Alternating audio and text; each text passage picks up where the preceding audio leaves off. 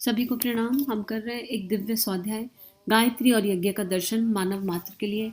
आइए नेत्र बंद करें और अपने हृदय में यज्ञ पिता और गायत्री माता को धारण करें। परम पूज्य गुरुदेव वंदे माता जी से आशीर्वाद लें कि ये स्वाध्याय जो आप करा रहे हैं, जो आपके प्राण से हो रहा है, जो आपके आशीर्वाद से हो रहा है, ये स्वाध्याय हमारे अंतःकरण को जागरूक करे, हमारे भीतर शक्ति और साहस का संचार करे कि हम साहस के साथ अपनी संस्कृति को समझ सकें, हिंदू होने का सही अर्थ समझ सकें और उसी साहस के साथ गायत्री मंत्र को जन जन तक पहुंचा सके। भावना कीजिए कि हमारे हृदय में श्रद्धा का बीज प्रकाशित होता जा रहा है और उसका प्रकाश सर्वत्र फैल रहा है और गायत्री मंत्र से ये पूरा वातावरण ओतप्रोत हो रहा है। गायत्री मंत्र विश्व के कण कण में संव्याप्त हो रहा है। ओम भूर्भुवः स्वः तत्सवितुर्वरेण्यं भर्गो देवस्य धीमहि धियो यो नः प्रचोदयात्। लास्ट स्वाध्याय में गुरुदेव ने बताया था कि हिंदुओं के जो संस्कार हैं, हिंदुओं की जो लर्निंग्स हैं, वो यूनिवर्सली प्रूवन है और अब हमें अपने प्रिंसिपल्स और अपने वैल्यूज़ के लिए खड़ा रहना चाहिए। और अगर हम अपने प्रिंसिपल्स और अपने वैल्यूज़ के लिए नहीं खड़े हो सकते तो फिर महाराणा प्रताप की, शिवाजी की, गुरु गोविंद सिंह जी की, इनकी आहुतियां, बलिदान व्यर्थ चला जाएगा। इन्होंने अपनी जानें निकाल दी केवल क्यों? धर्म की रक्षा के लिए। कौन से धर्म? धर्म मतलब हिंदू मुस्लिम सिख ईसाई नहीं, उन प्रिंसिपल्स की रक्षा के लिए, उन सिद्धांतों की रक्षा के लिए जिसकी वजह से आज भारत माता गर्व से खड़ी है। और अब भारत माता का सीना नीचा नहीं होना चाहिए। अब हिंदू राष्ट्र के जैसे ये राष्ट्र खड़ा होगा आने वाले समय में। हिंदू राष्ट्र के जैसे ये राष्ट्र कैसे खड़ा होगा? जब हम हर मनुष्य अपने हिंदुत्व को पहचान लेगा। कहाँ जन्म लिया वो नहीं, आपने किसी भी रूप में जन्म लिया हो, लेकिन अगर आप अपने भीतर के हिंदुत्व को जगा लेंगे और हिंदुत्व की जो परिभाषा है, उसके जो सिद्धांत हैं, उन्हें अपने अंतःकरण में बसा लेंगे, यज्ञ को पिता और गायत्री को माता मानेंगे, क्योंकि गायत्री की शक्ति से ब्रह्मांड का जन्म हुआ है, तो सारी चीजें अपने आप सॉल्व हो जाएंगी। और इसके लिए स्वाध्याय को गहराना पड़ेगा। आप गायत्री महाविज्ञान उठाइए, उसको पढ़ना शुरू कर दीजिए। कल भी एक बुक का रेफरेंस दिया था, आप उसको पढ़ना शुरू कर दीजिए, तो आपको समझ में आएगा कि क्या वैल्यूज और किन प्रिंसिपल्स की बात गुरुदेव यहाँ पर कर रहे हैं। आगे गुरुदेव लिख रहे हैं, दुनिया में कौन कौन से रिवाज चले हुए हैं। जनेऊ कौन पहनेगा? मर्द पहनेगा, औरत नहीं पहनेगी। लड़कियों को हम धन्यवाद देते हैं क्योंकि शिखा की लाज, शिखा की इज्जत इन लोगों ने रख ली है। कोई कोई लड़कियां तो बहुत लंबी लंबी चोटी रखती हैं। मर्द से कहते हैं कि अरे बाबा 6 इंच की ना सही 3 इंच की चोटी रख ले, पर इनको 3 इंच की रखने में भी परेशानी मालूम पड़ती है। इन छोकरियों में से किसी की 1 फुट लंबी है तो किसी की 1.5 फुट लंबी है, तो किसी की 2 फुट लंबी है, तो किसी की 2.5 फुट लंबी है। ये भी नहीं कि कोई पतली चोटी हो, वरन लड़कियों की मोटी मोटी चोटियां हैं। जबकि वे अपनी खाविंद को देखती हैं तो ऐसे सपाचट कि उसकी चोटी कटा ली, तो वह भी 2 रख लेती हैं और अपनी 1 चोटी रख लेती हैं और दूसरी अपने खाविंद के लिए। जनेऊ भी तो हम 2 पहनते हैं, एक अपना पहनते हैं और एक अपनी बीवी के बदले का पहनते हैं। इसी तरह लड़कियां कहती हैं कि 1 चोटी अपनी, 1 खाविंद के बदले की रखाएंगी और 1 के बदले की, यही बात जो कि धर्म बचा हुआ है। पर आजकल तो हम लंबे बाल इसलिए लगते हैं कि हम स्मार्ट लग रहे हैं, हम सुंदर लग रहे हैं। तो गुरुदेव यहाँ कह रहे हैं लंबे बालों की बात कि चलो भाई, एटलीस्ट फीमेल्स तो रख रही है लंबे बाल, लेकिन आजकल मेल्स भी रख रहे हैं, लेकिन भावना वहाँ नहीं है, मूल भाव गड़बड़ा रखा है। तो अगर आपके लंबे बाल हैं तो रोज थोड़ा थैंक यू बोलो और अपने मूल भाव की तरफ, अपनी कॉन्शियसनेस की तरफ शिफ्ट हो जाओ। ये बात गुरुदेव कह रहे हैं, लेकिन ये बहुत गहरी बात कह रहे हैं। इसमें हम हंस या मुस्कुरा नहीं सकते, इसकी गहराई को हमको समझना पड़ेगा और इसकी गहराई के लिए हमें गहरे स्वाध्याय में जाना पड़ेगा और गहरे स्वाध्याय में जाना पड़ेगा। अब गुरुदेव कह रहे हैं धर्म को बचाना है अगर, तो जागरूक होना पड़ेगा। सोए हुए काम नहीं चल सकता, बहुत सो लिया, अब जाग जाओ। आगे गुरुदेव लिखते हैं, चोटी कहाँ से आती है? चोटी की रखवाली कौन करता है? चोटी की रक्षा करेंगे और जनेऊ की रक्षा हम करेंगे। मतलब क्या? गायत्री की रक्षा करेंगे। सोचो, गायत्री मंत्र के सिद्धांतों को जीवन में उतारना है और उन्हें पूरी दुनिया में फैलाना है, तब हम गायत्री के सच्चे साधक हैं। गायत्री माँ जो पूरे ब्रह्मांड की रक्षा कर रही है, उसकी रक्षा हम कैसे कर सकते हैं? लेकिन संस्कृति की गायत्री जो सो गई है, लोगों के भीतर जो संस्कृति सो गई है, उसको जगाना है और इस तरह गायत्री की रक्षा करनी है। लोग जो अकर्मण्य हो गए हैं, गलत कर्म करते जा रहे हैं, जनेऊ की रक्षा मतलब कर्म के सही विधान की रक्षा। भाई श्रेष्ठ कर्म करो, जो करने योग्य है उसे करो। इसकी बात गुरुदेव यहाँ कर रहे हैं। आगे गुरुदेव लिखते हैं, यज्ञोपवीत धारण करने के कुछ नियम है, कुछ मर्यादाएं हैं जिन्हें जानना आवश्यक है। यज्ञोपवीत को 6 महीने में बदलना चाहिए, क्योंकि पसीने से 6 महीने में वे मैली पड़ जाती है, धागे कमजोर हो जाते हैं। अतः हर 6 महीने बाद यज्ञोपवीत के धागे को बदल देना चाहिए। सूर्य ग्रहण पर भी बदलें, चंद्र ग्रहण पर भी बदल देते हैं, कई बार बदलते हैं। यदि ऐसा नहीं हो पाता तो कम से कम 6 महीने में तो बदल ही लेना चाहिए। 6 महीने के लिए हमने इसलिए कहा कि 6 महीने में जनेऊ पुरानी पड़ जाती है। महिलाएं प्राय हर महीने जनेऊ बदल लेती हैं और नया धारण कर लेती हैं। इस तरह कई लोग महीने में एक बार बदलते हैं। वैसे तो लोग अन्य मदों में ढेरों पैसा खर्च करते हैं, तो महीने भर में एक जनेऊ पर क्यों खर्च नहीं कर सकते? उससे क्या आफत आ जाएगी? अतः हमको यज्ञोपवीत की स्थापना करनी पड़ेगी और हम उसे व्यापक आंदोलन के रूप में चलाएंगे। जहाँ कहीं भी हमारे यज्ञ होंगे और जो भी कोई व्यक्ति हमारे यज्ञ में शामिल होने का इच्छुक होगा, उसे हम कहेंगे कि यज्ञोपवीत करा लीजिए और जनेऊ पहन लीजिए। यदि वे कहेगा कि जनेऊ पहनेंगे तो हमारी अम्मा नाराज हो जाएगी। अम्मा नाराज हो जाएंगी तो आप ऐसा कीजिए, यज्ञ में शामिल होना चाहते हैं तो हम आपको जनेऊ पहनाते हैं और आप पहन लीजिए। इसे आप 24 घंटे पहन लीजिए। 24 घंटे के बाद आप इसे विसर्जित कर देना। यदि आप हवन में शामिल होना चाहते हैं तो जनेऊ जरूरी है। जनेऊ हमारे हिंदू धर्म का अक्षुण्ण अंग है, इसलिए इसे अपनाना शुरू कर दीजिए, अभ्यास शुरू कर दीजिए। हम हवन को व्यापक बनाने की सोच रहे हैं तो यज्ञोपवीत को भी व्यापक बनाना पड़ेगा। हवन, यज्ञ और यज्ञोपवीत वास्तव में एक ही चीज है। क्यों गुरुदेव इतना जोर दे रहे हैं पहनने के लिए? रिमाइंडर के फॉर्म में। गुरुदेव कह रहे हैं आपको रिमाइंडर के रूप में कुछ चाहिए। तो अगर हम लगातार कुछ पहन के रखेंगे, जैसे ब्रह्म कुमारी में वाइट कपड़े पहनते हैं, क्यों पहनते हैं?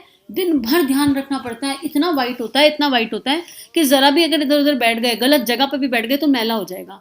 तो ये याद रखना है कि मुझे गलत संगति में नहीं रहना, मुझे गलत चीज सुननी नहीं, मुझे गलत चीज करनी नहीं, मुझे मेरे विचार, मेरे भीतर सब कुछ वाइट होना चाहिए। मेरी आत्मा एकदम वाइट आई थी तो वाइट रहनी चाहिए। रिमाइंडर है। इसलिए गुरुदेव कह रहे हैं कि नहीं, आपने आज यज्ञ किया और आप यज्ञ करेंगे, यज्ञ की सारी प्रक्रिया को सुनेंगे, घर जाएंगे, भूल जाएंगे, कहेंगे टाटा बाय बाय, कौन सा यज्ञ, कैसा यज्ञ है, हमने कोई कर्म ना, हम तो कर्मकांड कर आ गए। रिमाइंडर कैसे रहेगा, याद कैसे रहेगा कि हमें अच्छे कर्म करने हैं, श्रेष्ठ कर्म करने हैं, यज्ञ को पिता मानकर जीवन जीना है और यज्ञ की अग्नि को समझना है कि वो प्रकाशित है, प्रज्वलित है। इसलिए गुरुदेव कह रहे हैं। तो ये कॉलिंग अपनी अपनी है कि हमको क्या करना है, हम किस तरह रिमाइंडर रख सकते हैं। अगर यज्ञोपवीत आपको रिमाइंडर देता है तो गुरु वाक्य, ब्रह्म वाक्य पहनिए, जाइए शांतिकुंज, जाइए प्रज्ञापीठ पर जाइए, इसका प्रोसीजर पता कीजिए और पहनकर देखिए कि आपको क्या लाभ दे रहा है। 1 महीना धारण करके देख लीजिए। अल्टीमेट बात यह है कि हमें रिमाइंडर चाहिए, हमें याद रखना पड़ेगा और याद रखना ही चाहिए, क्योंकि अब समय निकलता जा रहा है। यज्ञोपवीत पहनेंगे तो ब्रह्मचर्य का पालन करेंगे, नॉनवेज नहीं खाएंगे, स्मोक नहीं करेंगे, ड्रिंक नहीं करेंगे, बहुत सारे नियम आपको लेने पड़ेंगे। तो कई बार इन सारी चीज़ों से छूटने के लिए भी हम यज्ञोपवीत पहन सकते हैं। क्यों नहीं पहने? माँ भी तो कई बार बच्चे को बांध देती है ना कसकर कि ये काम नहीं करना, मतलब नहीं करना। तो यज्ञोपवीत रूपी माँ को, यज्ञ रूपी पिता को संकल्प के साथ अपने हृदय में, अपने अंतःकरण में, अपने शरीर रूपी वस्त्र पर धारण कर सकते हैं। क्या बुराई है धारण करने में, अगर वो हमारी चेतना, हमारी कॉन्शियसनेस को जागृत कर रहा है। आगे गुरुदेव लिख रहे हैं, अभी मैं आपको मूर्ति पूजा और बुत परस्ती के बारे में कह रहा था। ठीक इसी तरह आपने शिखा रखी और यज्ञोपवीत पहना, लेकिन शिखा रखने के बाद और यज्ञोपवीत पहनने के बाद आपने उसका मूल्य नहीं समझा, उत्तरदायित्व नहीं समझा, शिक्षा को नहीं समझा, प्रेरणा को नहीं समझा, हकीकत को नहीं समझा, तो आपको उससे उपेक्षा पैदा होती चली जाएगी और हमारे बच्चे जनेऊ पहनने से इनकार करेंगे, हमारे बच्चे चोटी रखने से इनकार कर देंगे। फिर वही बात आ गई, रिमाइंडर के फॉर्म में है। अगर हमने पहन भी लिया और केवल कर्मकांड के स्तर पर पहन लिया और हमें याद कुछ नहीं रहा, हमने पहना और 2 गाली दे दी किसी को, हमने पहना और कुछ भी अनावश्यक खा लिया जिसकी आवश्यकता ही नहीं थी, हमने पहना और कुछ भी ऐसा किया जो ना करने योग्य था, तो उसे पहनने का क्या लाभ हुआ? कोई भी कर्मकांड, कोई भी चीज हम कर रहे हैं, उपासना, कुछ भी हम कर रहे हैं, अगर वो मुझे मेरी आत्मा की तरफ नहीं मोड़ रहा, वो मुझे मेरे भीतर वाले की ओर नहीं मोड़ रहा, अगर वो मुझे सत्य की ओर नहीं ले जा रहा, अगर वो मुझे प्रेम की ओर नहीं ले जा रहा, तो फिर उसको करने का क्या लाभ है? फिर अपने लिए कुछ ऐसा सोचिए जो आपका मजबूत रिमाइंडर बन सके। कोई ऐसा रिमाइंडर, जैसे मैं घर में मंत्रा बॉक्स लगा कर रखती हूँ, बहुत सालों से लगा कर रखती हूँ। क्यों? घर की एनर्जी क्रिएट होती है एक अच्छी, और मुझे मंत्रा बॉक्स की आवाज को भी तेज रखती हूँ। अच्छा, कई बार तो फुल वॉल्यूम में, अगर अकेले होती हूँ तो आवाज भी फुल वॉल्यूम में। क्यों? मुझे वो कान में पड़ता है ना, तो रिमाइंडर देता है कि मेरा चिंतन केवल गायत्री पर होना चाहिए, उसके अलावा चिंतन कहीं शिफ्ट ना हो जाए। और क्योंकि अभ्यास नहीं है, अब तो खैर मंत्रा बॉक्स चलते चलते बहुत साल हो गए, तो वो अभ्यास भी थोड़ा थोड़ा गुरु कृपा से हो रहा है। लेकिन स्टार्टिंग में तो अभ्यास ही नहीं था, पल पल में मन भटकता था। इधर से कोई ब्लैक बॉल आ गई तो उस पर चिंतन चला गया, उधर से कुछ आ गया तो उस पर चिंतन चला गया, कभी बच्चे पे चला गया, कभी यहाँ चला गया। पूरी दुनिया पर चिंतन है, पर गायत्री माता पर चिंतन नहीं है, जो मेरे शिखा स्थान पर मेरी सांसों के साथ मेरे भीतर जानी चाहिए। तो मुझे मंत्रा बॉक्स ने हेल्प किया, और गायत्री मंत्र लेखन की किताब को बिल्कुल डाइनिंग टेबल पर सेंटर पे खोल के रखे रहती थी। आते जाते एक गायत्री मंत्र, 4 गायत्री मंत्र लिख लिया। वो किताब मुझे बताती थी कि मेरा कॉन्शियसनेस, मेरा चिंतन केवल इस पे होना चाहिए, इसके अलावा कहीं और चला ना जाए, और जाएगा तो मुझे इसे खींच कर वापस लाना है। तो गुरुदेव से प्रार्थना, कम से कम ये प्रार्थना तो हम कर सकते हैं ना, श्रेष्ठ की प्रार्थना करने में क्या बुराई है, कि भगवान जी हमारा मन तो मैला है, भाग जाता है इधर उधर, आप हमें हेल्प कर दो। हमने रिमाइंडर भी रख लिए फिर भी भाग जाता है, प्लीज हेल्प अस, कि हम इस पर फोकस कर सकें, हम इस पर कंसंट्रेट कर सकें, क्योंकि हमें पता है कि गायत्री ही जीवन का आधार है और इसके अलावा जीवन में और कुछ नहीं है। गायत्री ही जीवन का सार है, क्योंकि इस पूरे ब्रह्मांड की रचना गायत्री शक्ति से हुई है। तो आप सोचिए कि आपके लिए क्या रिमाइंडर बन सकता है। It is very important to know कि what is that best thing जो आपको यहाँ रोक कर रखेगी। लेकिन हमको अब रुकना तो पड़ेगा, क्योंकि अब समय नहीं है। अब इस एनवायरनमेंट को, इस वातावरण को जल्दी से जल्दी गायत्री में बनाना है, और यूनिवर्स में इतना गायत्री मंत्र होना चाहिए, इतना गायत्री मंत्र होना चाहिए कि पूरा पूरा विश्व गायत्री मंत्र से, जैसे ओजोन की लेयर है ना, ऐसे गायत्री मंत्र की लेयर सूक्ष्म में फैल जानी चाहिए। इस स्तर पर गायत्री मंत्र होना चाहिए। तो आप संकल्प लो कि आप 3 शरीरों से क्या यूनिवर्स के लिए गायत्री मंत्र करोगे। धारणा करनी है, भावना करनी है कि पहले हमारा चित्त गायत्री पर स्थित हो जाएगा, और फिर जो भी हम मंत्र गुरु इच्छा से कर रहे हैं, उस मंत्र की एनर्जी यूनिवर्स में फैल रही है और पूरे आकाश को कवर कर रही है, और एक बहुत सुंदर सा लेयर क्रिएट हो रहा है गायत्री मंत्र का पूरे आकाश पे, पूरे ब्रह्मांड में, और हर तरफ गायत्री मंत्र के प्रकाश की वर्षा हो रही है। तो फिर कोई कैसे उस प्रकाश की वर्षा से भागेगा, बचेगा। हर जागृत चेतना को वो प्रकाश यूनिवर्स का लौट कर मिल ही जाएगा। अब बारिश होगी तो बारिश का असर तो हर जगह होगा ही ना। बारिश की एक मिट्टी में से एक सुगंध आती है। अगर आप भीग भी ना रहो, आप अपने घरों में लॉक भी हो जाओ, तो वो मिट्टी की सुगंध तो नाक में जाएगी ना। तो किसी तरह तो वो एनर्जी यूनिवर्सली क्रिएट होगी। क्या हम कंट्रीब्यूट करने को तैयार हैं इसके लिए? ये विचार करने की आवश्यकता है। और कभी भी मंत्र जप करें तो अब समूह की शक्ति के साथ करें। भावना करें कि हम एक बहुत बड़े समूह के साथ मंत्र कर रहे हैं, क्योंकि अब हम, और बहुत बड़े समूह में कौन कौन है? ऋषि मंडल भी है, देव मंडल भी है, सप्त ऋषि भी हैं, सप्त लोक भी हैं, सारे आध्यात्मिक सहायक भी हैं, और सारी जीवंत जागृत चेतनाएं इस पृथ्वी पर, इस पूरे यूनिवर्स में जितनी भी जागृत चेतनाएं, उन सबके बीच में बैठकर हम मंत्र कर रहे हैं।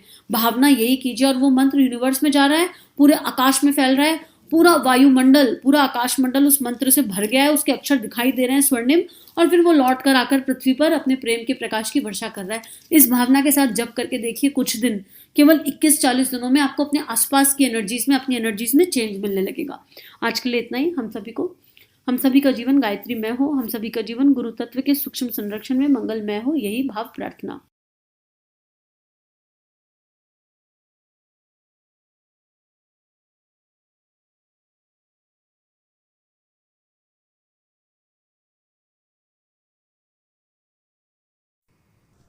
हमारे YouTube चैनल को सब्सक्राइब कीजिए और बेल आइकन पर क्लिक कीजिए, ताकि आने वाली सभी वीडियो की नोटिफिकेशन आपको मिलती रहे। आप सभी को बहुत बहुत थैंक यू।